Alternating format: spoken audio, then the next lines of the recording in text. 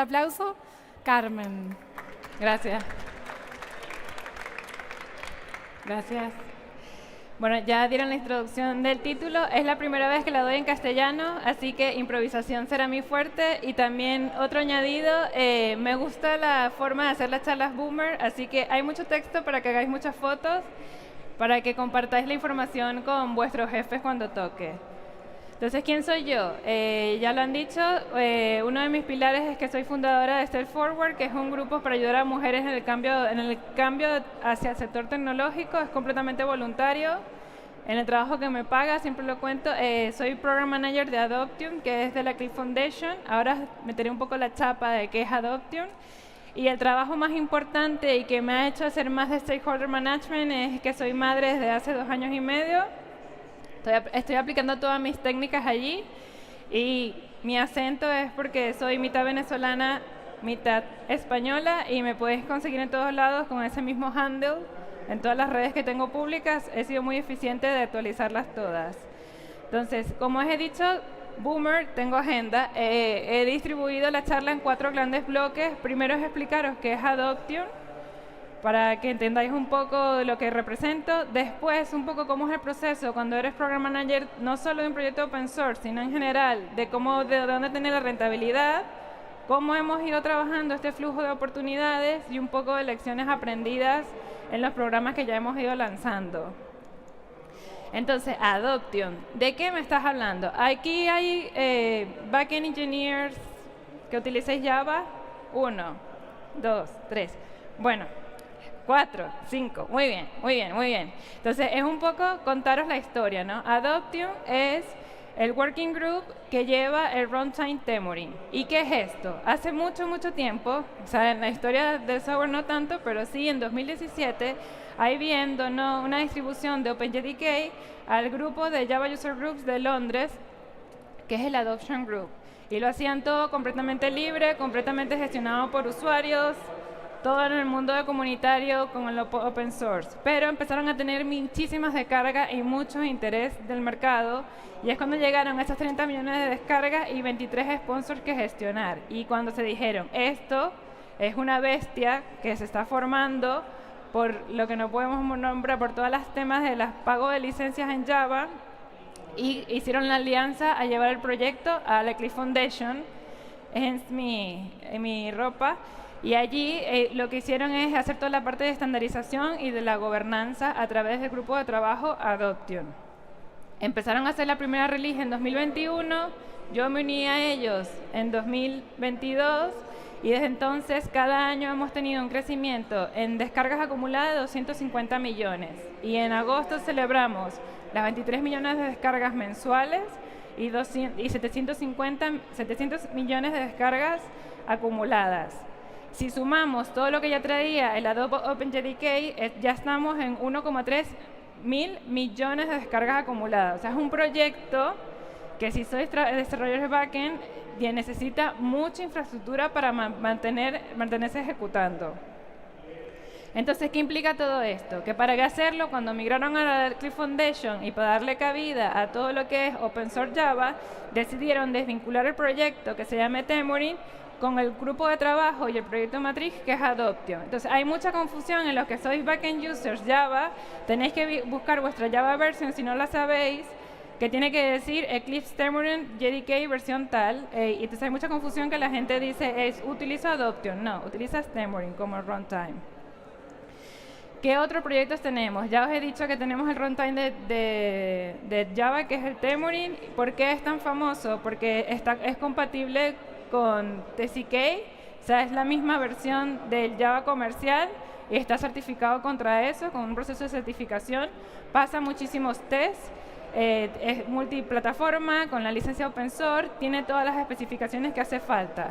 También el grupo de trabajo no es tan conocido, pero tiene un proyecto de testing cada vez que hacen una release, que son millones de testing automatizados para asegurar que cumple todo el performance necesario que necesita el ecosistema. También han adoptado el Mission Control, que es un proyecto de Java conocido muy antiguo. Alibaba ha donado el Migration Toolkit, que es para ayudar a migrar a las grandes empresas de Java 8 a versiones más recientes. y aparte tiene el marketplace que inspira un poco el tema de vendor neutrality, que es que tenemos otros distribuidores de OpenJDK que pueden publicar su distribución en la website de Adoption. Entonces, un poco de cifras, ya he insistido mucho en la cantidad de downloads, y eso que no son todas las downloads, no traqueamos todas, es completamente imposible, falta todos los millones que vienen por los installers. Cada vez que se hace una CPU release, que es trimestral, gestionan 58 builds, están certificados en Salsa Level, que a lo mejor no estáis metidos en la parte de seguridad y compliance, pero en todas las plataformas principales, en Windows, Linux y Mac. En el marketplace hay 6 distribuciones. El año pasado participaron 100 contribuidores de open source, que eso es una métrica importante para el open source. Y en la parte de gobernanza tenemos 12 miembros, que ahora os explicaré un poco esta parte. Entonces, ¿por qué es tan destacado? Ya lo he ido diciendo, pero los recuerdo. Y esto es la parte importante de toda esta presentación y de todo mi trabajo el último año y medio. Es la build de OpenJDK, que es la que queda completamente open source y es de forma gratuita. No tienes que pagar nada por ninguna de las versiones, ninguna de las licencias ni nada. Está certificado TCK, pasa todas las garantías de calidad. La comunidad está comprometida a hacer el seguimiento de soporte a largo plazo que dicta el ecosistema. O sea, si la distribución principal de Java dice que una versión será soportada hasta el 2035, la comunidad hace el mismo soporte y están todas las versiones de Java y todas las plataformas que necesitéis. Hay algunas plataformas que para eso es parte del programa de sponsor, de patrocinio que hemos hecho, que necesita centro funding especial porque no tienen tantos usuarios, pero todavía está comprometida que si hay algún sponsor que le interese esa plataforma, la va a seguir manteniendo mientras exista el código fuente para poderla mantener. Esto es un poco quien apoya la estructura de Adoption. Hay una parte que son los miembros que están en la gobernanza, que como veis hay empresas bastante conocidas.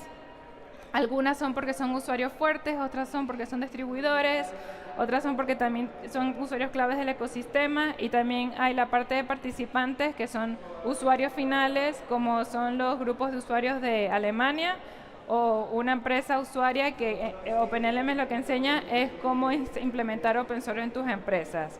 Y tenemos toda la parte de sponsors, que puede ser o sponsor financiero o sponsor de servicios. Ya os explicaré mucho más sobre todo esto.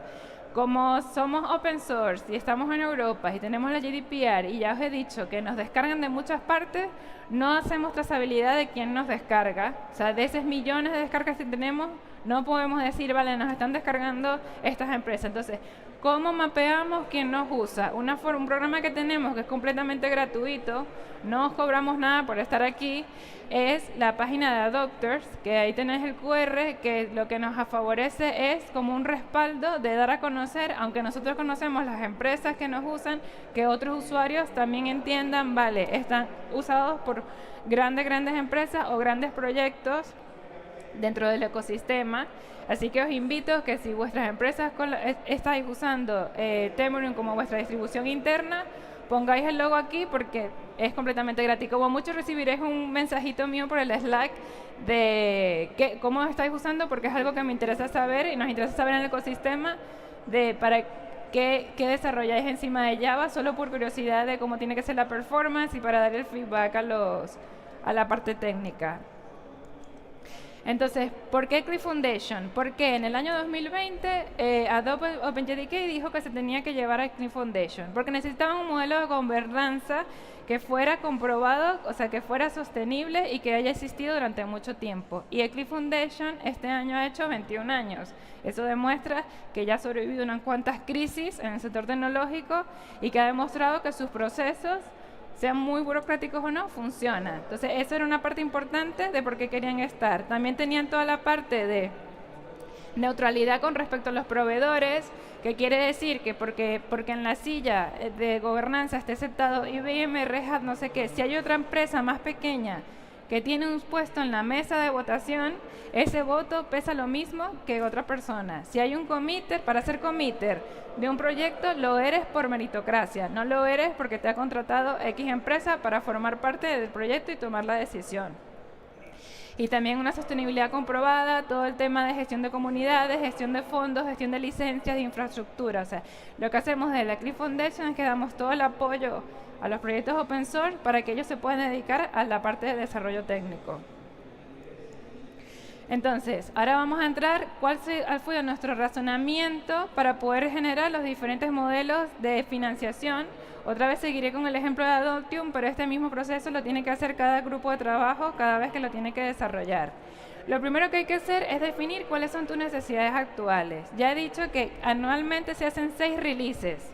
2 son de nuevas versiones, que para ellos son fáciles de lanzar, porque es solo la nueva versión, pero 4 de ellas son las CPU releases, que son 58 builds que tienen que hacer, y esas 58 builds está en público, podéis entrar y ver en el GitHub de releases todos los pasos que tienen que seguir, todos los stages que tienen que cumplir para poder liberarlas.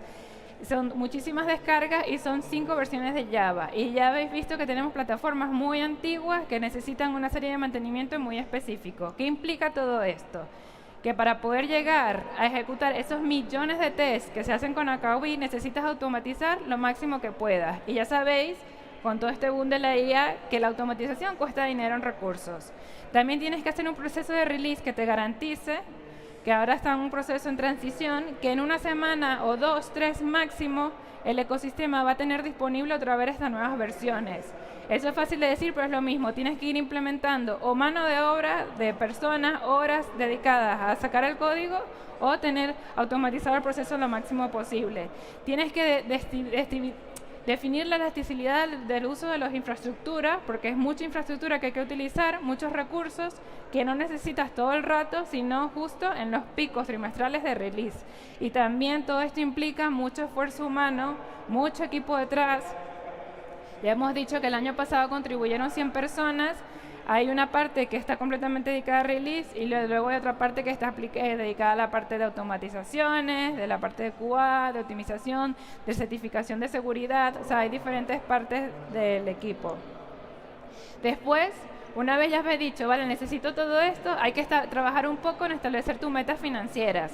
Estas metas financieras, lo mismo digo, o sea, esto lo estoy haciendo en open source, pero esto lo tendríamos que hacer en tu casa cuando haces un proyecto de startup, un proyecto grande, pequeño, tu decisión de departamento, de equipo, lo que sea. Cada año, justo para estas fechas, ayer estaba terminando de negociar el plan financiero de este año. Entonces, con las estimaciones de ingresos que crees que vas a tener por tus diferentes fuentes, asignas lo que puedes ejecutar actualmente. Actualmente la prioridad principal con los recursos que tenemos es infraestructura y pagar todo el sistema de gestión de desarrollo de ese plan anual, que implica la gestión de CRIF Foundation, y una parte importante que es la asistencia a eventos, la gestión de la comunidad y todo eso. Nuestro deseo, ¿cuál es? Aspirando a lo grande, tener 4 veces el presupuesto que tenemos anualmente. ¿Y qué haríamos con todo ese presupuesto? Dedicaríamos muchísimo esfuerzo, muchísima automatización, muchísimo a tener más cloud credits e infraestructura, muchísimos a mejoras de seguridad. Ya el grupo de trabajo es muy consciente de todo el trabajo que hay que hacer de seguridad, para estar compliance, para estar óptimo con esto, pero todavía se cree que se puede mejorar y hacer muchas más cosas, y también que quisieran tener la oportunidad, con todo el boom que están habiendo con la AI, de poder probar ese proceso de automatización con estas nuevas aplicaciones. Se quisiera invertir mucho más en la interacción de los usuarios, en darle cabida a nuevos contribuidores, crear diferentes programas, y todo eso suena muy bonito, suena fantástico, pero necesitas invertir recursos y tiempo para poderlo hacer, y también, por supuesto, seguir con toda la parte estratégica de desarrollo de un programa. Entonces, una vez ya tenemos nuestro mapa de qué bonito todo, ahora hay que construir nuestras oportunidades. Entonces, ¿cómo lo he hecho? Esto es importante porque este statement salió a finales de septiembre, que se unieron 10 fundaciones, que su trabajo es el mismo, que es velar por los ecosistemas open source, y se alinearon en decir que la infraestructura, aunque sea abierta y open source, no quiere decir que es gratis. Entonces, hay que hacer conciencia masiva a todos los usuarios que si tu negocio se está ahorrando dinerales, millones, porque, por ejemplo, muchos usuarios de Java, al ver migrado a la versión libre, a la versión gratis, se están ahorrando anualmente 10 millones de euros. Si se está ahorrando tantos millones, tienes que ser consciente de que lo tienes que sostener y tienes que crear alianzas financieras que ayude a que ese ecosistema siga funcionando. O sea, no porque has migrado se tienes que olvidar, sino que lo tienes que mantener. Se tiene que convertir esa contribución mínima en lo típico de... justo salió en el Hacker News hace poco esta semana una noticia de que dejar de meter box, sino vas a meter usuarios que ayuden a definir ese box. Es un poco esto, no solo que el feedback es súper importante y la notificación de box es fundamental para que funcione, pero también explica cómo lo solucionarías, involúcrate un poco en por qué se ha generado ese problema y cómo puedes ayudar al ecosistema, porque es una comunidad open source. Entonces, contribuye proporcionalmente al uso que le das y a la importancia que tiene ese proyecto para tu propio producto.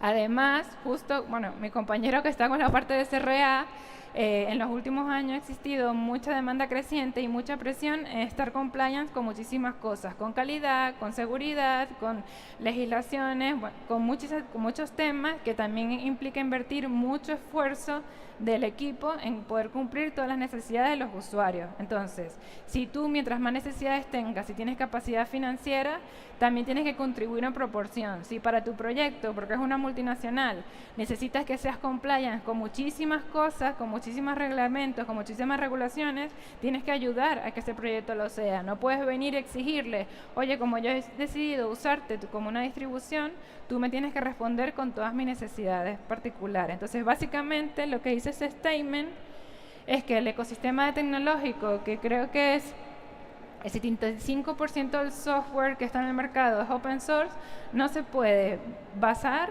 en la buena voluntad y en el tiempo libre y los fines de semana de muchísimos contribuidores.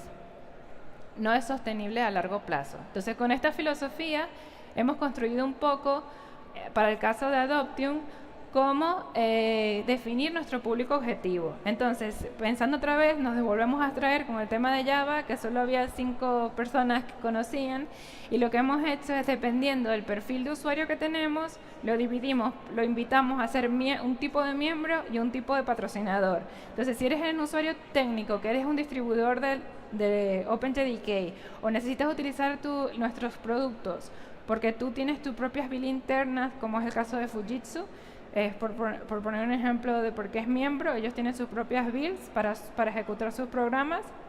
Entonces, te mapeamos y te identificamos como distribuidor open source o como usuario de nuestros proyectos como Aquabit o de Temurin, y te conviene convertirte en miembro, porque como miembro formas parte de las decisiones estratégicas y del futuro del grupo de trabajo.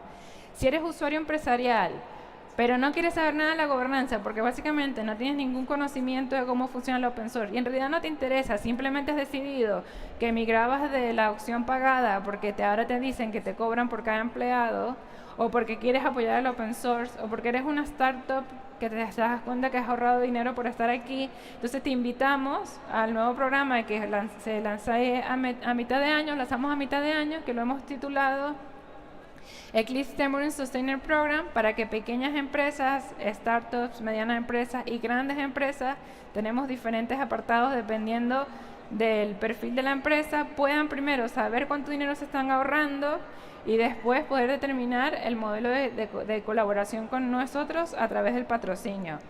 Y luego también nosotros nos dedicamos a ver qué tipo de servicios necesitamos, que son muchos temas sobre todo de cloud services y todo lo que implica en la gestión de la infraestructura, y sí buscamos alianzas estratégicas para convertirlos en nuestros patrocinadores, porque si tuviéramos que pagar todo lo que implica la infraestructura que necesita todos estos millones de descargas, pues nuestras necesidades, estas aspiracionales, no serían 4 veces, sino podríamos decir que son unas 10 veces lo que necesitamos.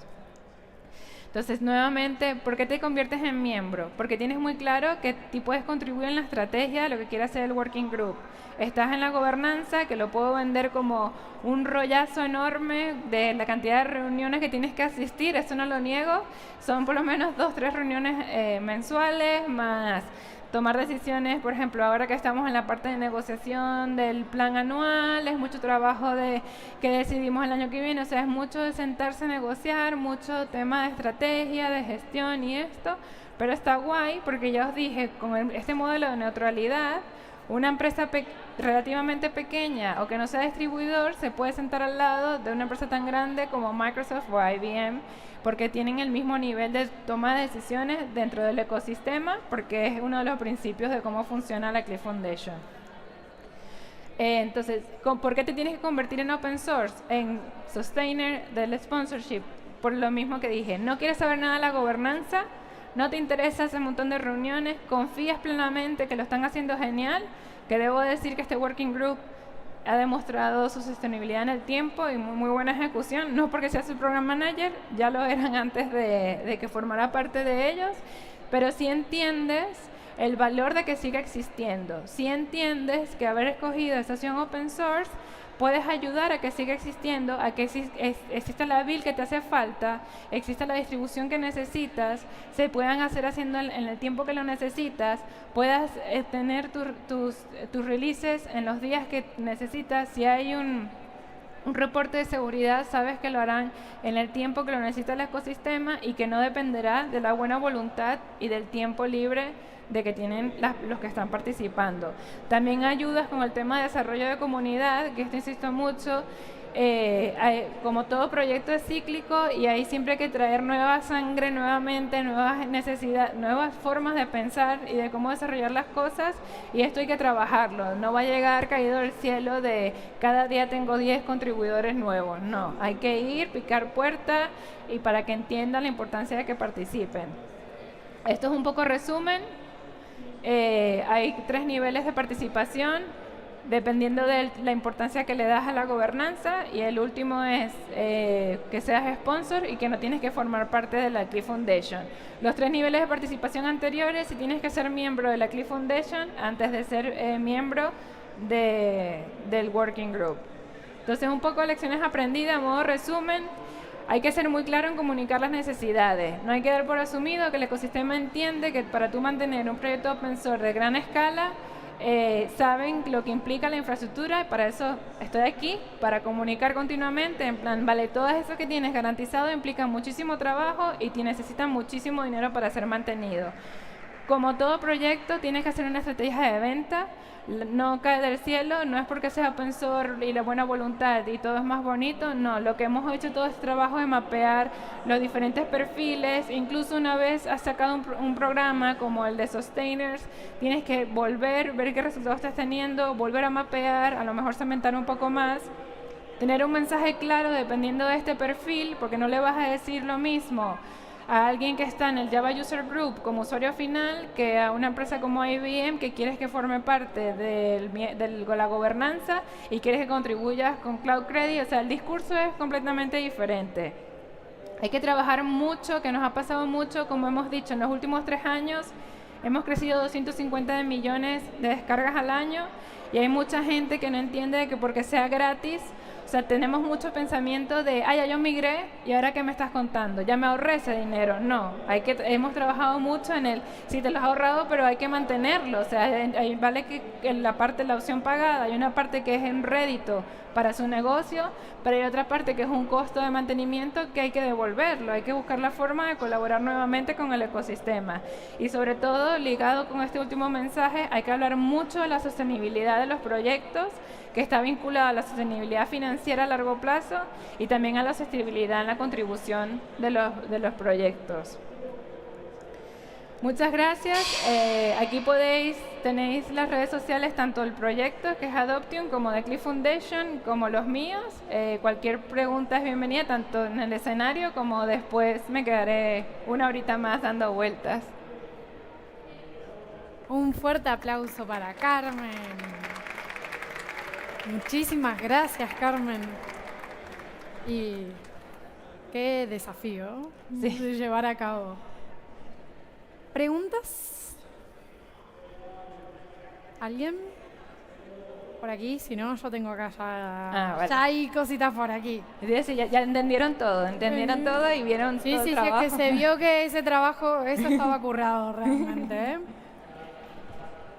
¿Qué riesgos enfrenta un proyecto open source que depende demasiado de aportaciones voluntarias y no de modelos sostenibles de financiación? Eso es una pregunta importante y es algo que justamente lo evaluamos cada año. Tienes que tienes que calcular el riesgo de perder un distribuidor o un sponsor y cómo tienes la capacidad de respuesta de la importancia de ese servicio. Por ejemplo, tanto a nivel financiero, tenemos un caso que es una sponsorship de una bill en específico y si no la paga esta empresa, o sea, no tenemos la capacidad financiera de distribuirlo, lo tenemos que comunicar a la comunidad y buscar una solución.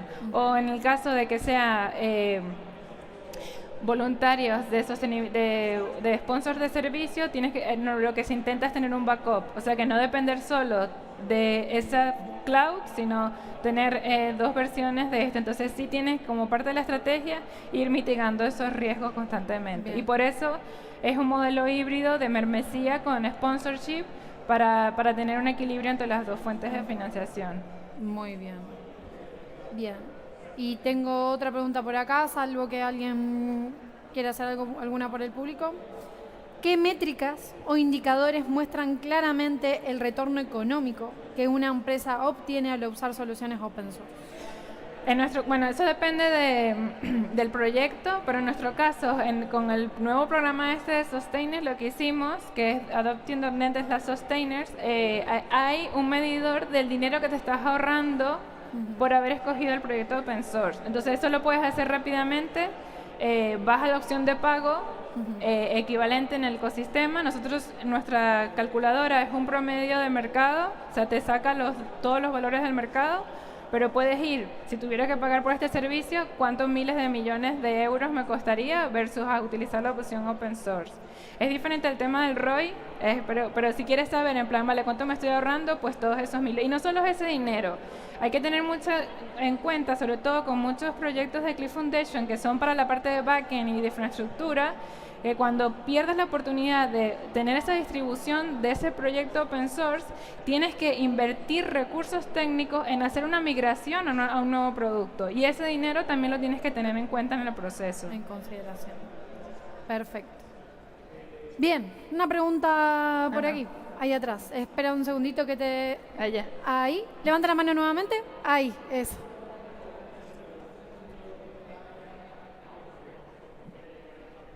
Hola, te quería preguntar, hay como mucha fragmentación en cuanto a herramientas y modelos para financiar proyectos de código abierto, software libre, ¿no? Está GitHub Sponsors, está Tidelift, Thanks.dev, hay como un montón de iniciativas. Entonces, ¿tú esto lo ves como algo positivo y que todavía hace falta innovar más? ¿O más bien, en tu opinión, hay como que empezar a consolidar un poco sobre modelos que ya funcionan?